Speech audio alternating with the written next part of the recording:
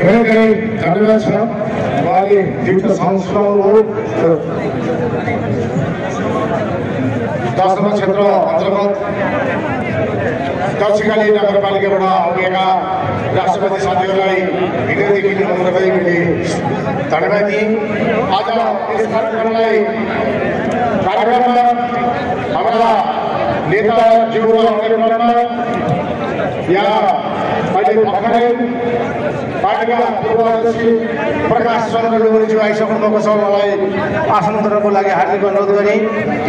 त्यसै गरी वरिष्ठ नेता उपाध्यक्ष माननीय विक्रम पाण्डेज्यू आइसक्नु भएको छ। उहाँलाई आसन ग्रहणको लागि अनुरोध गरेँ।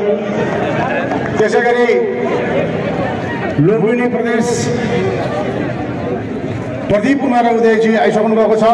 उहाँलाई अनुरोध गरेँ र आज यस कार्यक्रमलाई सहयोग पुर्याउँदै स्वतन्त्र नेपाली एकता समाजका केन्द्रीय अध्यक्ष एम सागरजी विद्रोही आउनुभएको छ। उहाँलाई यथास्थानमा आसन गर्नको लागि अनुरोध गरेँ। नेपाल बचाउ अभियानका अध्यक्ष एवं पदाधिकारीज्यूहरूलाई आफ्नो ठाउँमा आसन गर्नको लागि अनुरोध गरेँ। आजको कार्यक्रममा एकैपत्र जनाएर आउनुभएका सम्पूर्ण राष्ट्रवादी साथीहरूलाई दल अभियान समूह प्रबुद्ध वर्गहरूमा आफ्नो ठाउँमा आसन गर्नको लागि मैले अनुरोध गरेँ सम्झेँ र पार्टीका सम्पूर्ण नेतागण कार्यकर्ता तथा सम्पूर्ण साथीहरूलाई आफ्नो स्थानमा रहिदिनु हुन म अनुरोध गर्दछु।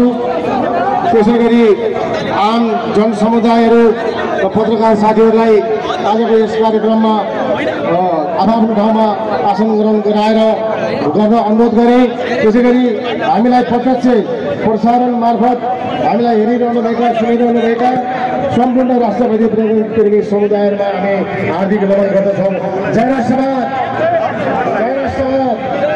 अब यसपछिको यो आजको सभालाई कार्यक्रमलाई सञ्चालन गर्न गइरहनु भएको छ पार्टीका महामन्त्री राजेन्द्र गुरुङ, सचिवालय प्रमुख राजेन्द्र गुरुङलाई मैले यो माइक हस्तान्तरण गरेर म यहाँहरूको बिचबाट एकैचोटि गरेँ।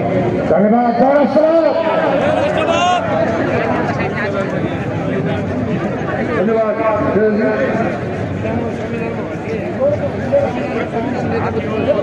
राष्ट्रवादीहरूसँग सरकार बसेको राष्ट्रवादीहरूलाई ढुकुटी मण्डलको नगराएर आज बस्तीमा कार्यक्रम गर्न बाध्य बनायो। तर यो कुरालाई नेपाली जनताले हेरिराखेको